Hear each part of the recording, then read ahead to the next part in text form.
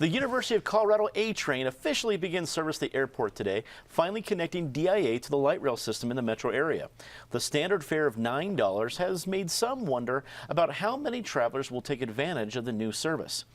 David, $9, I think, even though that was pretty close to what the SkyRide used to be as a bus service, when you compare it to other major cities, is quite high. I've been to Atlanta recently. That was $2.50 to get from the airport to downtown. Boston's less than $3. Chicago's less than $3. Will the fare become a bigger problem? No, I think that the fare is better in Denver because it comes closer to covering the cost of the trip. It's not fair that in Atlanta or Boston, if you're somebody who never flies, your taxes end up getting used to heavily subsidize people who do. And in all mass transit, everybody is a free rider to some extent, and getting fares are subsidized. I mean, even the $9 doesn't come close to the actual costs. I think it's ridiculous that the University of Colorado has $1 million to spend on naming this thing after itself. First of all, yeah, $5 million. Right, about $1 million per year. I get you. So, sure. So don't come crying to me for donations or more tax money. And I know it's, oh, this wasn't tax money, we're spending whatever. If you got that much money lying around, you don't need any more from anybody else. And it's really wrong to call that DIA to downtown Denver thing the University of Colorado thing, because we understand that it's just a branding thing, but we're going to have out-of-town visitors. Imagine some guy coming in from Japan with minimal English skills, and he sees train University of Colorado. Right. He's going to think he's going to go to the University of Colorado. It's really recklessly misleading to our visitors, especially foreign guests with limited English skills. It doesn't exactly roll off the tongue very easily either, as you saw me attest to as I read the topic. Penn, we have been waiting years for a train or some sort of effective mass transit from the airport to Denver, to downtown Denver, and we finally have it. Was it done the right way? Time will tell. I think so, but I'm not certain. The fare is a concern to me also. I think the fare is too high, particularly if your intent is to entice families or travelers to get on the train at the airport and take it into downtown, because once you get here, imagine a family of four with luggage and everything. Our, in-town infrastructure is not that great in terms of getting then from Union Station to wherever you want to go. And $9 seems to be a lot to pay just for the first leg of the journey and not to get to your ultimate destination. Secondly, I have always wondered whether in Denver's market this sort of airport train is going to be viable at the end of the day, whether we have enough business travelers to sustain it. And third, the primary commuters to the airport were the workers, and with the buses gone, I don't know how many of them now want to pay, $18 round trip to get to and from the airport to work.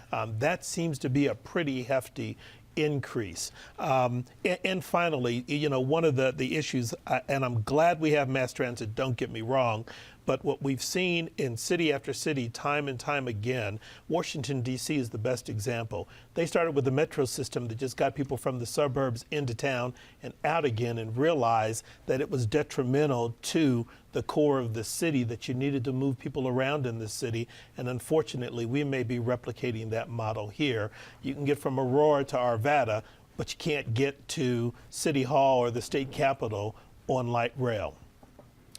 Ben, like Penn, I looked at the fare structure, and as a guy who lives south of town, I'm pretty happy. I could jump on light rail down in Mineral and Santa Fe for $9 and get to the airport. Or if I had a friend, though, who lives in Green Valley Ranch and wants to work there, they have to pay the exact same price.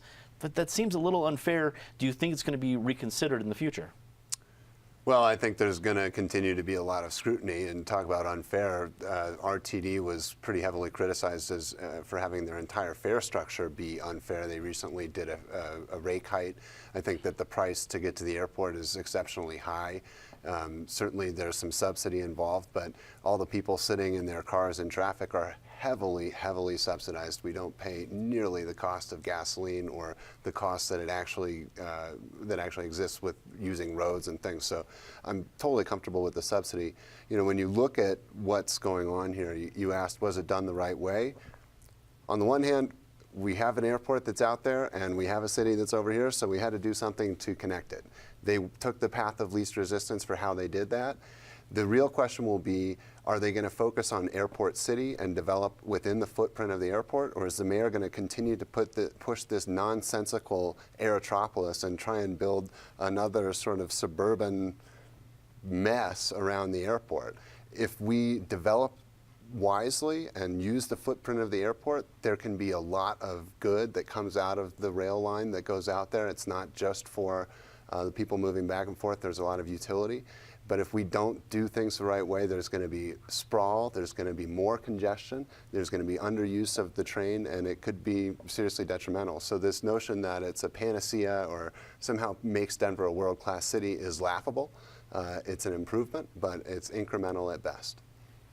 Patty, as you look back at April 22nd, 2016, the A train arrives to Denver, a banner day or some work yet left to be done? Please, the University of Colorado A line. My apologies. You know, what was hilarious is this week we got a reminder that you were supposed to refer to it as the University of Colorado A line sent to the media. And we all know how many sponsors would love to have their names mentioned before the Rock and Roll Marathon or Mile High Stadium, but it just doesn't happen. So that came out, and then the next day we start hearing all the grumbling, because $5 million is a lot to brand something with a very misleading name. Other than that, I think the train, great that it's going. Any traveler who's come into flown into Denver and is on their way to downtown for business and suddenly is paying a fare that's more than they're going to pay in San Francisco, or more than they're going to pay in New York for that cab, that's been sticker shock for a lot of people. So I think that'll work really well for downtown travelers, travelers to downtown. I'm planning, I can walk there, taking care of it. The problem is parking is going to be a mess for anybody who tries to take the train. I don't think the price is that bad, considering it is just the start of all the amount of money you have to pay. If a family of 4 really wants to take the train, I think they might be nuts, because you've got to take all the luggage, you've got to do the transfers. You're going to be cheaper driving out and parking. And parking will still be an issue, especially as employees now wind up having to drive out there again.